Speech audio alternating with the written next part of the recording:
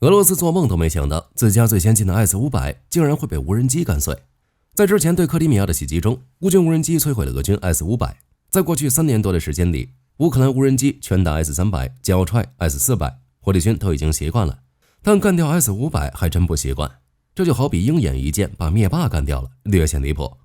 最开始的时候，乌军还不确定，以为干掉的是 S-400，之后经过进一步审查才发现，原来自己干掉了一套 S-500，属于战略级成果。那么乌军无人机是如何摧毁 S-500的？期间又发生了什么？作为俄军最强的防空系统，为何防不住一架无人机？克里米亚上空，乌克兰无人机上演了一场年度好戏。2025年8月7日，一个看起来平平无奇的日子，在战场上却出现了一颗重磅炸弹。乌克兰国防情报局特种部队使用无人机给俄罗斯部署在克里米亚的防空系统来了一记物理超度。根据乌克兰国防情报局发布的视频，本次袭击由普里马里特种部队实施，在克里米亚南部一处开阔地带摧毁了俄军多台雷达。在原本的战报中，乌军击中了 BK-16 登陆艇和3台雷达，其中还包括 S-400的 96L6。不过事实证明，乌军的战绩不止如此。最开始的时候，大家都以为被炸的是 S-400那老家伙的雷达，这货出镜率高，也算个老网红了。谁也没想到，网络面粉的情报分析师看视频是一帧一帧的看，于是又挖出了一个惊天大瓜。乌军本次摧毁的不是 S-400，而是 S-500普罗米修斯。8月8日，有媒体报道，在上一日的袭击中，乌军摧毁干掉了 S-500的雷达，也就是 98L6 叶尼塞。作为 S-500的标配雷达， 98L6 不仅支持360度全景监视模式，还能切换为窄扇区扫描模式，提高了对弹道目标的捕捉能力。不过从外观上来看， 98L6 与 96L6 雷达很相似，都安装在4轴 MZKT 底盘上，配备全向旋转天线单元和车载设备舱。但这两款雷达的天线结构存在明显差异， 98L6 的主天线面板被分成2个不同尺寸的部分。这也是为什么网络面粉的情报分析师会发现乌军无人机击毁的是 98L6。 在克里米亚地区， 98L6 雷达可以与 S-400 混编部署。乌军情报人员通过提前获得的情报信息，对俄罗斯的防空阵地进行打击，结果中了一个大奖，摧毁 98L6 雷达。对于乌克兰而言，这不是简简单单的战术胜利，而是战略胜利。在俄罗斯眼里， S-500 普罗米修斯属于比亲儿子还金贵的防空系统，号称集 S-300 和 S-400 之大成，直面数据很好，600公里射程，200公里射高，响应时间只需4秒，远低于 S-400 的10秒。性能好也就意味着重要，其设计目标并非仅仅是防空，而是具备防空、反导、反卫星的一体化能力，目的就是拦截最高端的空机和天基威胁。其主要作战任务包括拦截高超音速武器、洲际弹道导弹，甚至是攻击低轨道卫星。其中最基础的就是反导防御，拦截来袭的战役战术导弹、中程弹道导弹，甚至可在中段和再入拦截洲际弹道导弹。凭借其配备的特大功率雷达以及先进的数字计算机， S-500 还能和20马赫的高超音速武器刚正面。其次就是反卫星能力， S-500 的作战范围延伸至近太空，其拦截高度可达200公里，具备摧毁低地球轨道卫星的能力，这是其与 S-400 最显著的区别之一。最后就是反隐身能力，不知道是不是真的，反正俄罗斯声称 S-500 能够侦测并击落隐身飞机，比如 F-35、B-2 等。不过最重要的还是 S-500 具备与 S-400、S-300 等系统无缝集成，也就是把这防空系统串起来，构建一个多层次、多维度的综合防空网，实现情报共享等。S-500 这套系统最重要的就是 98L6 叶尼塞雷达，它的存在使 S-500 具备了早期预警和目标引导能力，是整个防御链条中最关键、价值最高的组件之一。据说用了最先进的多单元主动相控阵技术，抗干扰能力很强，能360度无死角侦察，也能精准锁定目标，能够探测并跟踪最远600公里、最高100公里的空气动力目标与弹道目标，并将数据实时传输至指挥所，供防空系统使用，并且号称能同时跟踪10个高超音速目标，也能给 S-400 用，属于俄罗斯军队防空体系中用途最多的武器系统。2021年4月，在经历了长时间测试后， S-500 正式服役，比最初的计划推迟了5年多，绝对是俄罗斯压箱底的宝贝。一般情况下， S-500 这么稀有、这么昂贵的战略防御资产，那是用来守卫莫斯科这种核心资产的。在2021年10月，其首支部队就部署于莫斯科，主要任务是保护首都和中部工业区的安全。将这一套昂贵且稀有的防空系统部署到克里米亚这一前线战区，绝非偶然。很明显，俄罗斯已经意识到，面对乌克兰层出不穷的无人机和导弹威胁，克里米亚现有的 S-400 和 S-300 已经有点力不从心了。于是在2024年6月，俄罗斯将 S-500 部署到克里米亚，保卫科什大桥等关键基础设施，免遭包括美国 ATACMS 等乌克兰远程精确制导武器的攻击。当然，吹得再响也得看实战。以上这些性能到底有几分真几分假，相信大家都有自己的判断。反正火力军只信一半，事实证明这还真猜对了。俄军将 S-500 部署在克里米亚，目的是对该地区防空能力进行补强，想堵住防空网上的大窟窿。结果呢，窟窿没堵住，反倒是把自己给搭进去了。这波操作直接证明了俄罗斯在克里米亚的防空确实是纸糊的，而 S-500 也没能镇住场子，这是为什么？乌军这一炸，直接将 S-500 的荣耀给炸没了。一个号称能打高超音速、能打隐身飞机的高科技防空系统，竟然搞不定一架廉价的无人机，这脸打得啪啪响。S-500 的设计初衷是为了应对史诗级的高端威胁，雷达、拦截弹都是冲着高空、高速、远距离的大家伙去的。比如 77N6 系列就是为洲际弹道导弹准备的高端定制款，而乌克兰用的都是那些小型、低空、低速的无人机，让 S-500 用洲际导弹专用款拦截无人机，多少有点局限。首先就是雷达方面，这东西存在固有局限性。98L6 这种超远程地面雷达，设计重点是提供远距离早期预警，重点是看得更远、更高，关注高空和远距离目标。缺点就是存在固有的最低探测高度限制，容易被地形、地球曲率这些自然因素搞出盲区，让98L6去盯紧地上的无人机有点力不从心。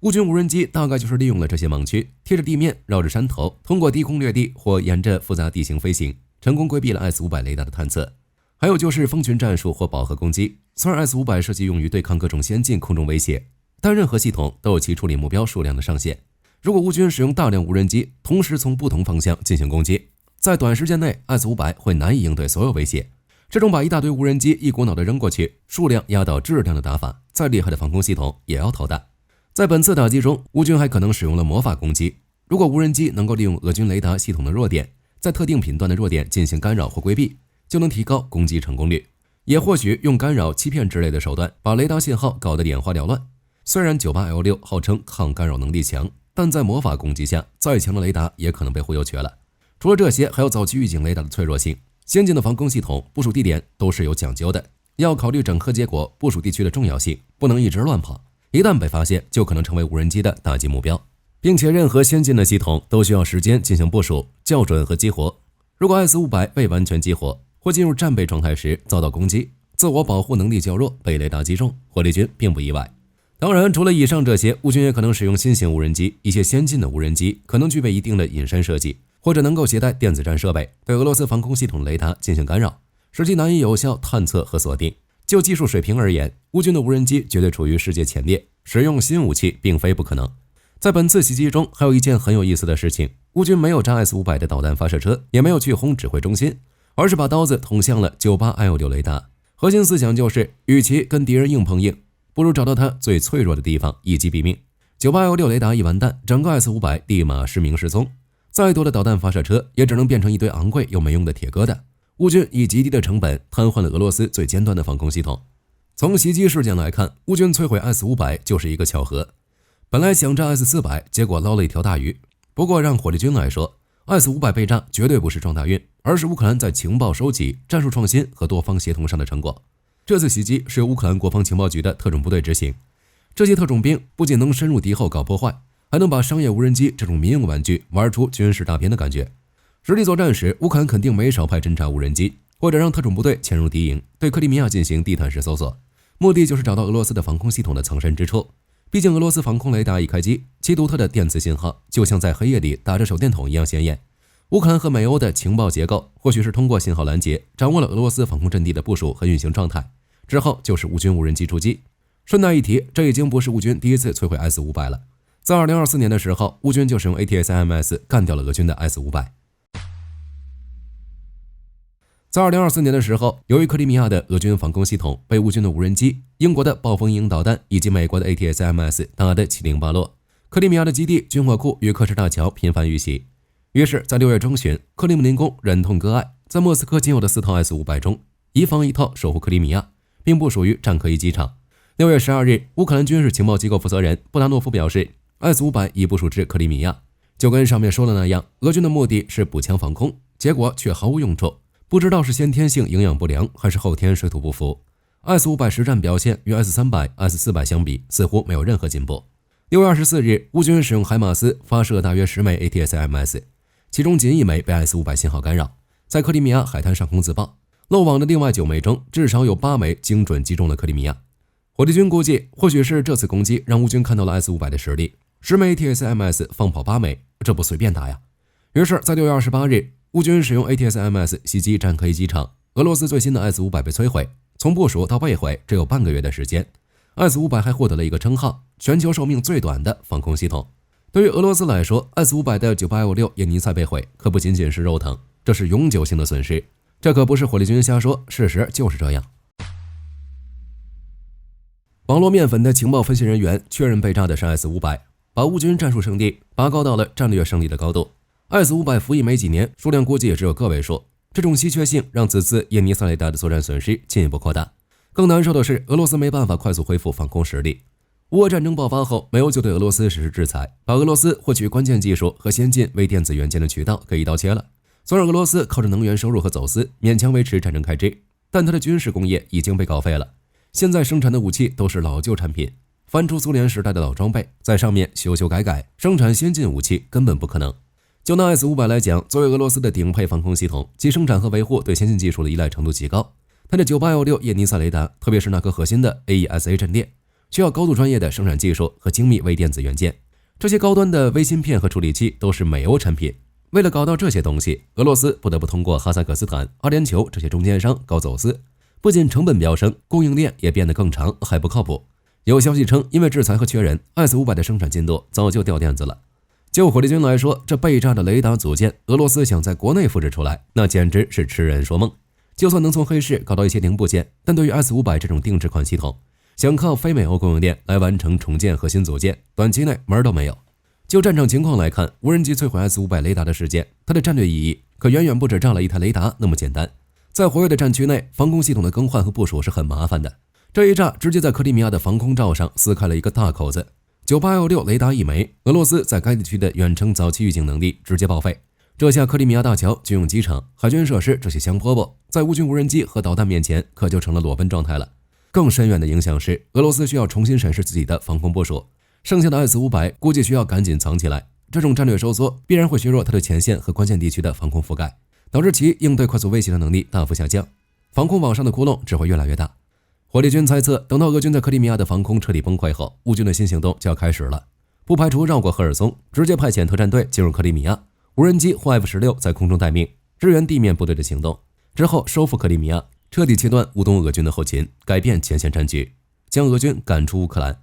总的来说，这次袭击再次证明，小型廉价可消耗的无人机真能对那些昂贵高科技的防御系统造成颠覆性威胁。俄罗斯的损失进一步增大，继图95、图160这种战略武器之后， S-500 也登上了无人机的战绩榜。不知道俄罗斯现在什么想法，有没有后悔入侵乌克兰？好了，这期视频到这儿就结束了。各位觉得乌军无人机击毁 S-500 对战局还有什么影响？可以在视频下方留言，大家一起讨论。喜欢的话不要忘记点点关注。我是火力军，下期见。好的，各位观众，今天给大家推荐一款 T 恤，不仅超有态度，还堪称性价比之王。首先，它超级轻，拿在手上轻飘飘，穿上身更是零负担，舒服到让你忘了它的存在。其次，面料具透气，就像会呼吸一样，就算在外面跑一天，也能保持干爽，彻底告别黏腻感。最关键的是，价格真的让我惊掉下巴，仅需很少的钱，你就能拥有这份清爽。质量和舒适度绝对远超这个价位，闭着眼入都不亏，多买几件换着穿也毫无压力。链接已经给你们上了，这种宝藏 T 恤手慢无，赶紧去抢。